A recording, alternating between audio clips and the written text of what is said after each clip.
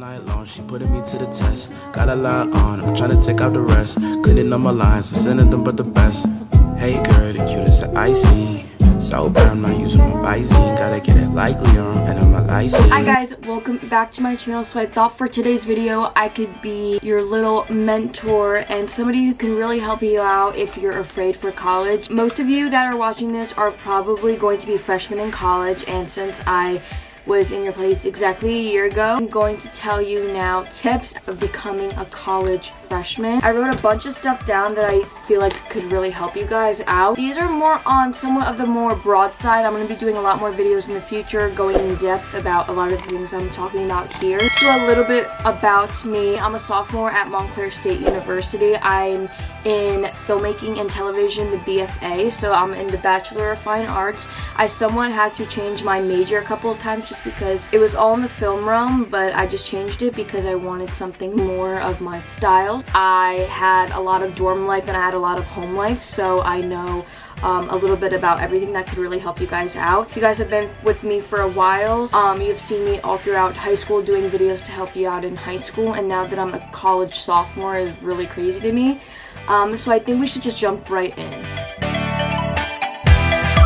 So first, our friends. I feel like everyone's so afraid about making friends and leaving their high school friends behind. And if you aren't afraid of losing your high school friends, or if you're not sad to leave your high school friends, then college is the place for you. You get to meet so many people that you probably have never imagined you would ever meet in your life. It's crazy to think that college could really bring out the best of you. I think that college was definitely a step up from what I was used to in high school. Not that my high school experience was bad at all, but I always had a tricky time dealing with friends. College, everybody is in the same feelings, in the same realm, that everyone has open arms. Everyone you meet will be so happy to talk to you and be your friend just because everyone is nervous just like you. First off, if you're living on campus, your freshman roommate will literally be the first person that really is your friend and you get to come back to at the end of the night or at the end of class, and you can talk to and vent to. Another thing is freshman orientation. I believe that it's mostly mandatory for all schools to at least go to an in-person or Zoom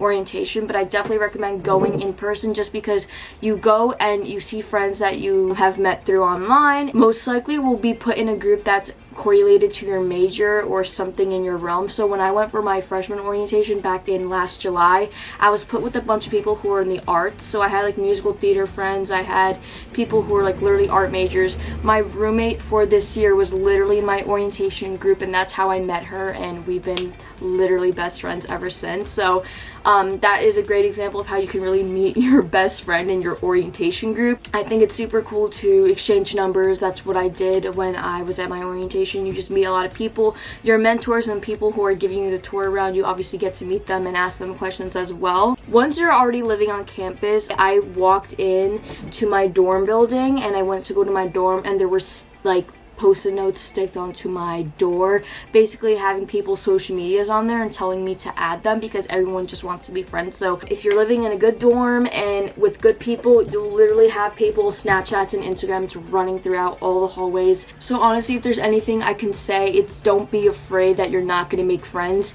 You make friends in your own classes. I've made so many good friends and so many good connections by going to class. Next are going to be classes and your GPA and your grades. As someone who has been on the dean list twice, you obviously tell that I definitely worked hard to get on the dean's list. Honestly, I'm not going to stand here and say that I'm perfect and then I went to every single class. By the end of the semester, I was kind of not really going to my class as much just because we weren't really doing much. We were just goofing off, I guess, and it was over a 2-hour class, so I didn't really go. But my second semester, I really took pride in going to my classes, and I had a really fun time my second semester. As someone who took a class that was 4 hours long, I looked forward to that class every single Wednesday. In your second semester of your freshman year, I believe you could schedule when you want your classes to be. I got so lucky and I'm so happy that I had this schedule. I only had classes Monday through Wednesdays, and all of those classes only held once a week, which means yes, I had classes Monday through Wednesday and they might have been 2 to 3 hours long, but I had a 4-day weekend. Having my Wednesday class end at 9 o'clock at night, knowing that I didn't have to go back to class till Monday night was such a good feeling. Scheduling your classes whenever you want them to be are very, very important. If you're not a morning person, don't schedule morning classes unless you really, really need to.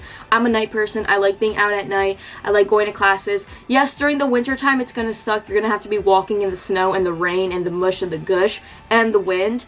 But I like having a slow and calm morning, getting my coffee, doing my things, watching YouTube videos, organizing, cleaning my room. Also, another thing about your GPA, it's really important to, all in college, to really take care of your grades, because here's the thing, you get good grades, you get scholarships. You get good grades, you get grants. You get good grades, you get money for the most part. You're gonna get rewarded for having good grades. So you could even graduate early if you wanted to take on a couple more credits.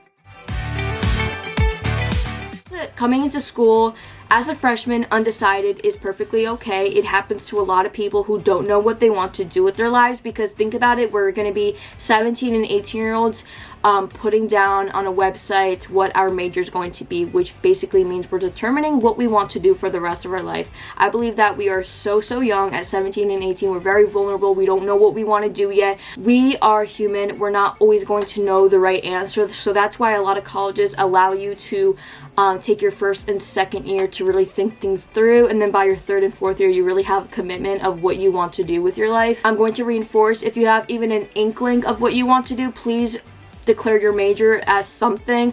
So here's another thing, if you're in a major and you're thinking about switching, there are a couple things you have to keep in mind, because you might be making the best decision of your life or the worst decision of your life. A couple things you want to think about is, I know not everyone is excited going to class. Majority of people dread going to class just because it's school, it's class. But think about it, your parents or you pay for you to go and get an education. Not all the classes we are going to be taking are going to be worthwhile or something that you feel like isn't important, but guess what? That's college. Like, I've just come to terms that, yes, college most of the time can be BS. Like, there's some classes that we just know that we don't have to take, but here's the thing, you're in control of what classes you take. So let's just say you're taking a class, you need to take a history class. There are so many things beyond just point blank contemporary America, history in the 1870s. You can take history of film, something that partakes and relates to your major. You don't have to come to the point in your college career where you have to be like, that was such a waste of a class. What did that have to do with my major? Pick something that relates to your major. Obviously, when you're thinking about switching, think about, is this something that I'm looking forward to go to every day? Is this something that I like to do? Is this something that you can picture yourself doing in a couple of years or for the rest of your life? Next is how to stay on track, just with college in general. A lot of people get off of track. They get on the right foot in the beginning of college because everyone else is in the groove of things. Everyone else is getting their stuff together. But by the time that November, December gets along and we're getting ready for winter break, we're slacking off, and then you're on the verge of academic probation. No one wants to get to the point where they're on probation for anything. Do not get to that point. It's super easy to fall into that trap if you're more worried about drinking and going to parties. You really have to prioritize what you want to do. You make healthy habits. If you're living on campus, I would set up a routine. Use your resources. Go to the gym, go to the library, use study rooms. There are study rooms amongst your living space. There's going to be study rooms in the buildings that you go to go to class. There's a bunch of places. There are also a lot of aesthetically pleasing and beautiful places to work at campus, so make sure that you go somewhere and you do something that's going to be worthwhile and it's going to be beneficial towards you. Me personally, I made my dorm room very comfortable for me, so when I needed to study or if I needed to do work, I could just do it in the comfort of my own dorm room, where I had my own bathroom, my shower, my sink, my TV, my fridge.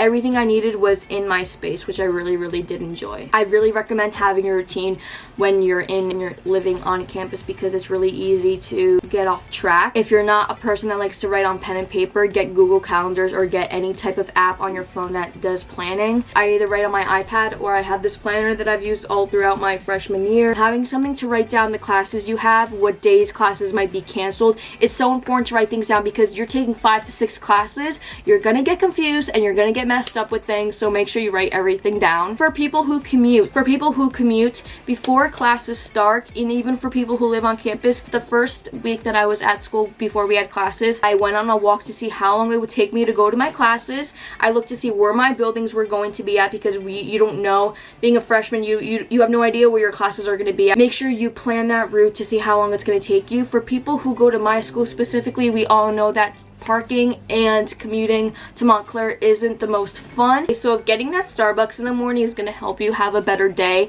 going to campus, then do it. Making a music playlist will also be really cool because I have a bunch of playlists for my showers, when I take showers, when I'm in my car, when I'm going to work in the morning, and my morning playlist. So I have a bunch of playlists, and I also have a bunch of playlists for each month. So it's really easy to do things to help you stay on track. So I think that will be it for today's video. I think I covered a bunch of things that people have questions about. If you still have questions and still want me to do further in-depth videos about certain things that I've spoken about, please leave them in the comments below or let me know on my TikTok. I'm very active on there. Good luck with everything, everyone, and I'll see you in my next video. Bye!